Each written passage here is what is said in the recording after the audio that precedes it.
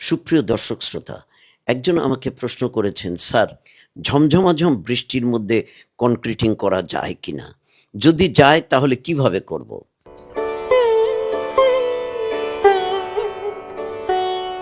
Straight উত্তর হচ্ছে না।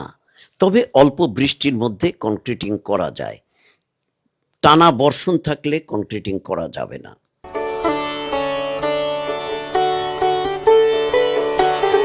হালকা বৃষ্টি থাকলে পলিথিন দিয়ে মুড়িয়ে মুড়িয়ে কোনোভাবেই পানি যেন ঢুকতে না পারে, তাহলে কনক্রিটিং করা যেতে পারে। কিন্তু সেক্ষেত্রে অনেক প্রিকশনারি মেজার নেওয়া উচিত। জুন এবং নিম্নচাপ দুটি পারস্পরিক সাংঘর্ষিক অবস্থান তৈরি করেছে। জুনের মধ্যে কাজগুলো করতেই হবে, অন্যদিকে নিম্নচাপ। অথচ এই কাজটি কিন্তু 1.5 বছর হলো চলছে। পৌর সদরের মাত্র 1.5 কিলোমিটার সড়ক। সুপ্রিয় প্রকৌশল শিক্ষার্থী, অনেকেই সেদিন বলেছিলে যে প্রাইম কোট করবার পরে সাধারণত মানুষ সময় দিতে চায় না, তো আমরা কিউরিং করব কিভাবে, বা আমরা প্রাইম কোটের পরেই কার্পেটিং করব কিভাবে, বা বালু ছিটাবো না কেন? তোমরা চাটমোহর পৌর সদরের যে সড়কটি দেখছো, এটি প্রায় 1.5 বছর হলো।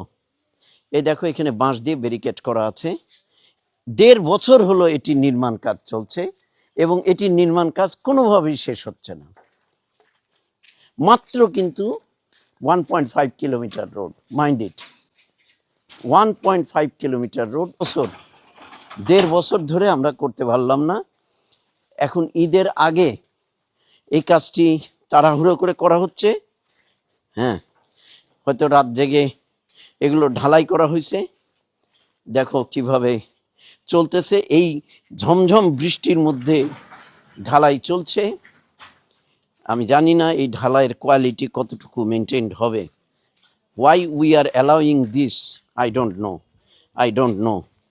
এবং এইখানে দেখো, এই রডগুলোর ক্লিয়ার কাভার, তাদের বাইন্ডিং, কোনো কিছুরই ঠিক নাই। I don't know why we are allowing this. Anyway, আমি জাস্ট এগুলো এডুকেশনাল পারপাস তোমাদের দেখাচ্ছি। দেখো, এখানে রডগুলো বিছানো হয়েছে, কোনো ক্লিয়ার কাভার নাই।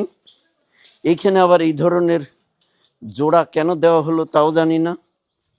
Anyway, all these are for educational purpose. তোমরা এই ধরনের কাজ সাইটে অ্যালাউ করবা না কখনো।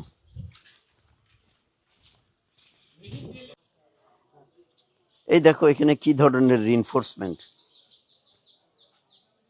অথচ এই রাস্তায় কিন্তু হেভিলি লোডেড ট্রাক চলে।